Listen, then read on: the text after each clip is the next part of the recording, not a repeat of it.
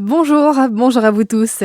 La saison des grands congrès syndicaux a débuté et c'est à Dijon que près de 3900 délégués et militants Force ouvrière sont réunis depuis hier.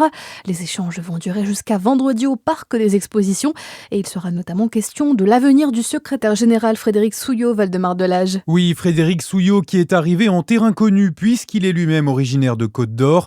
Secrétaire général de la 3e centrale syndicale de France depuis 4 ans, il brigue un nouveau mandat jusqu'en 2030. Une candidature sans suspense puisqu'il est seul en lice. Au cœur des débats également le bilan de ces 4 dernières années avec le vote sur le rapport d'activité prévu demain et puis la feuille de route de l'organisation pour les années à venir.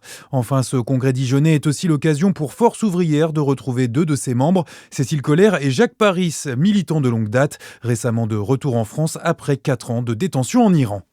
Le 26e congrès confédéral de Force ouvrière qui fera aussi la part belle aux productions bourguignonnes, puisqu'une quarantaine d'exposants seront présents, dont l'Office du tourisme, des producteurs de moutarde et la verrerie Duralex.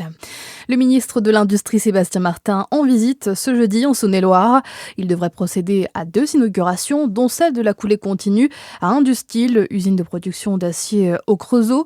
Lui qui avait déjà pris part à une visite officielle sur le site en 2023. La veille, il accompagnera le président de la République dans l'Allier. Dans le reste de votre actualité générale, vers de nouvelles économies pour le gouvernement, un comité d'alerte des finances publiques se réunit ce matin à Bercy. Objectif à faire un point sur le coût de la guerre au Moyen-Orient, sur les finances publiques et alerter sur les risques de dérapage budgétaire.